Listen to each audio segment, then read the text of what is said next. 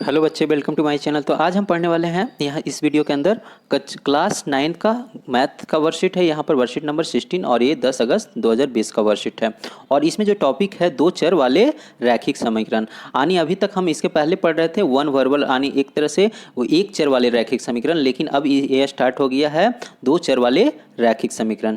चलिए यहाँ पर हम देखते हैं इसमें कुछ इसके बारे में दिया गया है और फिर इससे कुछ क्वेश्चंस दिए गए हैं। यानी यहाँ पे एक क्वेश्चन है, सेकंड क्वेश्चन में 4 क्वेश्चन है। ठीक है, तो कुल मिलाकर 5 क्वेश्चन इससे किए गए हैं। तो ये पांचों क्वेश्चन को हम एक एक करके सॉल्व करेंगे। सबसे पहले बता देना चाहते हैं कि मेरे चैनल को अगर जो सब्सक्राइब नहीं किए हैं तो मेरे चैनल को सब्सक्राइब कर लें, साथ साथ में बेल आइकन को भी दबा लें। ठीक है, जिससे कि मेरा वीडियो आप तक पहुँच सके। चलिए यहाँ पर देखते हैं, यहाँ पर समझते हैं।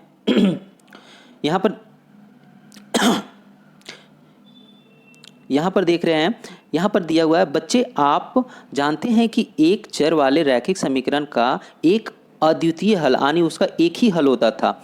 ठीक है, आओ आज हम दो चर वाले रैखिक समीकरण के बारे में पढ़ेंगे। ठीक है, तो यहाँ पर देखिए लिखा हुआ है दो चर वाले रैखिक समीकरण। जैसे ये इसका जो एक तरह से जो फॉर्म होता है ए एक्स प्लस बी वाई, यानी यहाँ दो चर वाले, यानी देखिए एक चर आ गया एक्स और दूसरा चर हो गया वाई। ठीक है, तो इसलिए दो चर हो गया। यहाँ पे पहले अभी पढ़ रहे थे एक चर में सिर्फ एक्स एक्स या वाई वाई या जो भी रहता था तो सेम ही रहता था, लेकिन यहाँ पर दो चर हैं। ठीक है, के मानक रूप व्यक्त किया जा सकता है।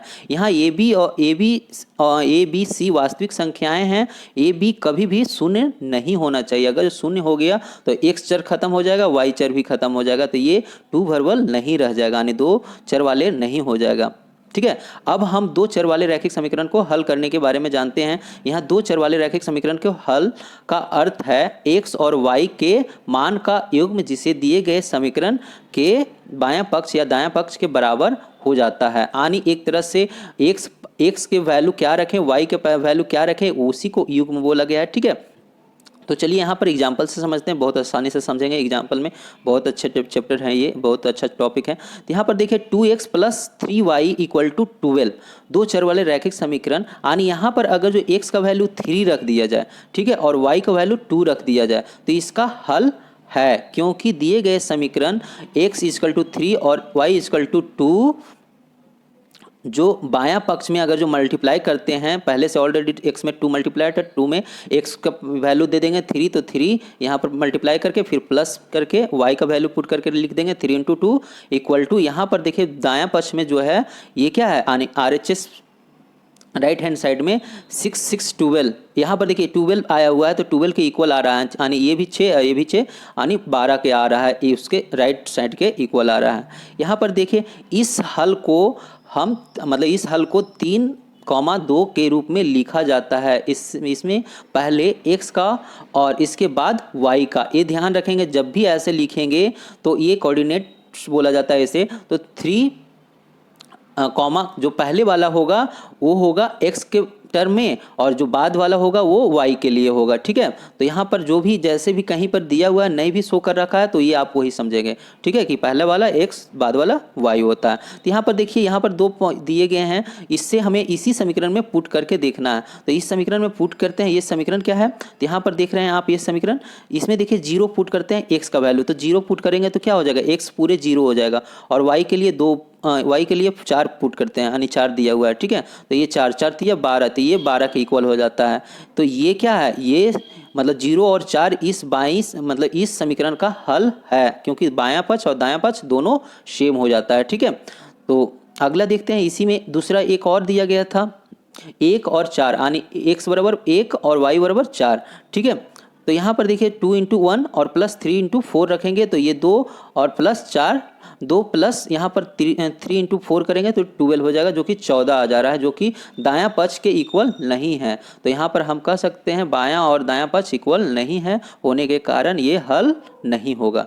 ठीक है, तो इस तरह से यहाँ पर देखिए एक और क्वेश्चन यहाँ पर सोल्व किया गया है। दिए गए समीकरण में इच्छा अनुसार x और y का मान प्राप्त करते हैं, x और y के मान का वह योग दिए गए समीकरण को हल होगा। जैसे यहाँ देखिए एग्जाम्पल, यहाँ x बराबर क्या रखा गया है, 2 रखा गया है, और y बराबर क्या रखा गया है, y कुछ अभी रखा नहीं गया, सिर्फ x को वैल्यू अगर जो मान लिया गया है तो ये 4 हो गया, और ये 3 इंटू वाई इक्वल टू 12 ये हो गया। इसको जब सॉल्व किया जाएगा, ये 4 आ गया, ठीक है। तो यहाँ पर 4 x का 2 इंटू 2 4 हो जाएगा। और यहाँ पर जो देख रहे हैं, यहाँ पर जो सब्ट्रैक्ट किया गया है, यानी इसको हम इसी 4 को इस साइड यानी इस साइड लेके आ सकते हैं, 4 माइनस ये कर सकते हैं। तो 3 ये डायरेक्ट यहाँ पर हो जाएगा 3y इक्वल टू 8, ठीक है। तो इसको डिवाइड करेंगे तो हमारा ये y का वैल्यू आ जाएगा 8y3, यानी एक तरह से ये हमारा प्राप्त हो जाएगा। और ये क्या है, जो कि ये हल है, ठीक है। तो यहाँ पर देख रहे हैं मेन पॉइंट बताने का ये कोशिश कर रहा है कि तो बच्चे हमने देखा कि दो चर वाले रैखिक समीकरण के अपरिमित मतलब अनेकों हल, अपरिमित रूप से अनेक हल होते हैं, ठीक है। यानी इसका बहुत सारा हल होता है। हम एक चर वाले रैखिक समीकरण में सिर्फ एक ही हल होता था। तो चलिए यहाँ पर कुछ क्वेश्चन दिए गए हैं, तो चलिए यहाँ पर हम नोटबुक में देखते हैं इसको, ठीक है। तो यहाँ पर देखिए, यहाँ पर पहला क्वेश्चन आपका दे रखा है 2x plus Y equal to 7 के 4 हल ज्ञात करिए। यानी कितना हल ज्ञात करना है, तो 4 हल ज्ञात करना है। तो यहाँ पर देखिए हम पहले से लिख रखे हैं, आप चाहे तो फिर से कर सकते हैं, कोई भी वैल्यू ले सकते हैं आप। तो यहाँ पर अगर जो x का वैल्यू 0 लेते हैं, y का वैल्यू 7 लेते हैं, तो इसमें रखते हैं। चलिए यहाँ पर देख रहे हैं, तो यहाँ पर 2 इंटू एक्स का वैल्यू 0, तो 0 दे देते हैं, प्लस है बीच में, और y का वैल्यू कितना है, तो 7 पुट करते हैं। तो 7 ये देखते हैं कितना आ रहा है, तो 2 ये हो गया क्या, ये 7 की इक्वल आ रहा है कि नहीं, देखते हैं। तो यहाँ पर देखिए 0 प्लस 7 ये क्या हो गया, यानी 7 इक्वल टू 7, ये क्या हो जाएगा, अगर जब दोनों पक्ष इक्वल हो गया तो ये क्या है, हल है। तो ये हो गया आपका, यानी x बराबर 0 और ये 7, ठीक है। तो ये आपका हो गया। सेकेंड यहाँ पर देखते हैं, वेन यानी जब लिया गया, ठीक है। x बराबर अगर तो हम 3 देंगे और y बराबर 1 देते हैं, तो चलिए यहाँ पर पुट करते हैं, x बराबर 1 और प्लस का साइन लगाएंगे और y इक्वल टू लिखेंगे, यानी y का कुछ नहीं है, तो यहाँ y का वैल्यू कितना है, लिए हैं 1, तो 1 लिख लेते हैं, ठीक है। यहाँ पर 1 नहीं 3 है, सॉरी, यहाँ पर x जो है 3 लिखे हैं, तो यहाँ पर दे दीजिए 3, यानी x कितना, यानी 2 इंटू 3 प्लस 1 इक्वल टू 7। यहाँ पर देखिए, यहाँ 6 प्लस 1 क्या हो जा रहा है, यहाँ 7 के इक्वल हो जा रहा है, तो ये इसका हल होगा। तो इसका क्या हो गया, 3 और 1, इसका ये हो गया, ये आपका दूसरा, ठीक है। अब अगर जो तीसरा हम देखें, यहाँ पर जो तीसरा, जब x बराबर 1 रखें और y बराबर 5 रखें, तो यहाँ पर देखिए रखिए, वहां पर आप देख रहे हैं इसके, ये इसमें पुट करिए, तो 2 इंटू 1 प्लस y का वैल्यू कितना है, तो 5 ले लेते हैं यहाँ से, और ये देखते हैं दोनों सेम आता है कि नहीं। तो ये 2 प्लस 5 इक्वल टू 7, तो ये हो गया 7 इक्वल टू 7, तो ये भी क्या हो गया, दोनों इक्वल है। तो हमारा समीकरण ये मिल जाएगा हमें 3 यहाँ पर 1 5 के रूप में, ठीक है।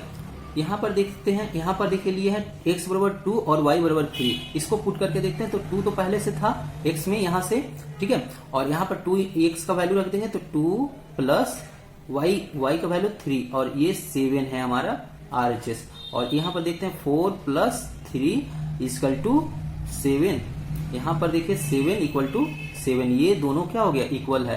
तो ये हमारा निकल गया 2 और 3, ये भी, यानी ये चारों आपका हो गया, ठीक है। तो इस तरह से पहला क्वेश्चन का सॉल्व हो गया। दूसरे क्वेश्चन में यहाँ देख रहे हैं, दूसरे क्वेश्चन में यहाँ कहा गया है, निम्नलिखित हलों में कौन कौन सी समीकरण इतना के हल हैं। अब ये देखिए 0 और 2 दिया गया है, 2 और यानी x का वैल्यू 2 और y का 0, फिर x 4 और 0 1 1। तो इसको चलिए हम इसमें पुट करते हैं। तो यहाँ पर हम लेते हैं पहला अकॉर्डिंग लेते हैं। यहाँ पर देखिए, तो यहाँ पर पहला में दे रखा है 0 और 2, ठीक है। तो यहाँ पर हमारा जो इक्वेशन है x minus 2y equal to 4 है। यहाँ पर x का वैल्यू कितना रखते हैं, 0 माइनस और 2 इंटू 2, y का वैल्यू रखती है यहाँ पर 4। देखते हैं यहाँ पर 0 माइनस 4, यानी एक तरह से क्या आ जा रहा है, माइनस 4 इक्वल टू 4 हो सकता है इक्वल कभी, तो नहीं इक्वल हो रहा है। तो ये क्या होगा, ये हल, यानी हल नहीं है, ठीक है। ये हो गया आपका दूसरा। अगर जो यहाँ पर देखिए, दूसरा में दिया है 2 0, यानी ये दे रखा है, तो x माइनस 2y पे ही हमें यही समीकरण चेक करना है। तो यहाँ पर देखिए 2 रखते हैं x और y रखते हैं 0, 2 इंटू 0 इक्वल टू 4, ये 2 में से 0 जाएगा तो 4, और ये 2 इक्वल टू 4, ये कभी हो सकता है, तो ये भी नहीं है। तो ये क्या है, ये भी हल नहीं है, ठीक है। मतलब समीकरण का लिख सकते हैं, समीकरण का हल नहीं है। सेकेंड यहाँ पर यानी थर्ड नंबर पे देख लें तो थर्ड नंबर पे आपका दिया हुआ है, यहाँ पर देख सकते हैं थर्ड नंबर पे 4 और 0 दे रखा है। ठीक है, तो यहाँ पर लेते हैं 4 और 0, इसी में पुट करते हैं x minus 2y equal to 4। यहाँ पर देखिए 4 लेते हैं x का और माइनस 2 और y का 0। अब ये क्या हो गया 4, तो 4 में से ये टोटली क्या हो गया 0, तो यहाँ पर 4 आ गया, 4 इक्वल टू 4। ये देखिए दोनों इक्वल है, तो इक्वल है तो इसको कह सकते हैं यह समीकरण का हल है, मतलब ये जो वैल्यू दे रखा है ये समीकरण का हल है। ठीक है, यहाँ पर चौथे नंबर में देखते हैं। चौथे नंबर में देखिए आपका 1 और 1 दिया हुआ है, यहाँ पर देख सकते हैं आप 1 और 1। ठीक है, तो यहाँ पर हम इसको रखते हैं 1 और 1 और इसी में रखते हैं x minus 2y equal to 4। तो यहाँ 1 माइनस 2 इंटू 1 इक्वल टू 4, ये 1 में से 2 जाएगा तो ये 4 कभी भी नहीं होगा, तो यहाँ पर माइनस 1 इक्वल टू 4 होगा, इक्वल में नहीं। तो ये क्या हो गया, यानी एक तरह से कह सकते हैं कि यह समीकरण का हल नहीं है। तो आपका वर्कशीट कंप्लीट हो गया मैथ का। तो हमें आशा है कि इससे काफी आपको मदद मिला होगा। तो मेरे चैनल को सब्सक्राइब कर लें, साथ साथ में मेरे मतलब चैनल का बेल आइकन को दबा लें और इस वीडियो को लाइक करें। Thank you watching my video.